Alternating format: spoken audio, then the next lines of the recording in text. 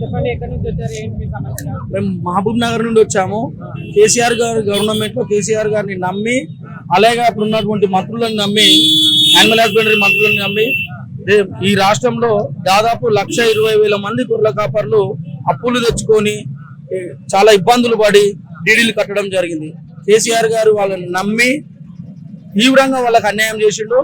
దయచేసి ఇప్పుడు వచ్చినటువంటి ముఖ్యమంత్రి గారు రేవంత్ రెడ్డి గారు గొర్రెల కాపర్ల కష్టాలను అర్థం చేసుకొని వాళ్ళు కట్టినటువంటి డీడీలని ఒకసారి లెక్కలు చూసుకొని వాళ్ళకి వీలైతే డబ్బు పరంగా లేకపోతే గొర్రెలనైనా సరే ఇచ్చి వాళ్ళకి న్యాయం చేయాలని మేము ఇక్కడికి మా బాధలు చెప్పుకోవడానికి రావడం జరిగింది. మా జడ్చర్ల నియోజకవర్గం మహబూబ్ నగర్.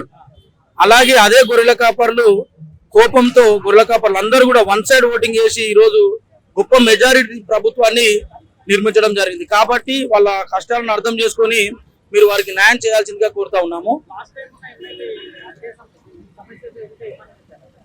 లాస్ట్ టైం ఉన్న ఎమ్మెల్యేకి ఈ గొర్రెల కాపర్ల సమస్య మీద ఆయనకు పూర్తి అవగాహన లేదు.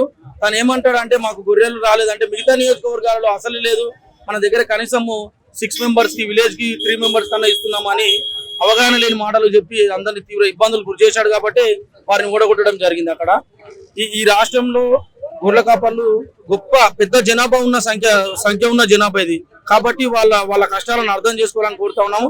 అలాగే మహబూబ్ నగర్ లో 1953లో అప్పుడున్నటువంటి ఇదే గవర్నమెంట్ 353 ఎకరాల పొలాన్ని గొర్రెల కాపర్లకు ఇవ్వడం జరిగింది.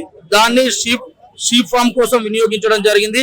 ఆ పొలాన్ని కూడా ఈ గవర్నమెంట్ ఇప్పుడు 353 ఎకరాలను 30 ఎకరాలకి తీసుకొచ్చి కబ్జాలకు గురి చేసి ఇతర సంబంధం లేని శాఖలకు దాన్ని పంచిపెట్టడం జరిగింది.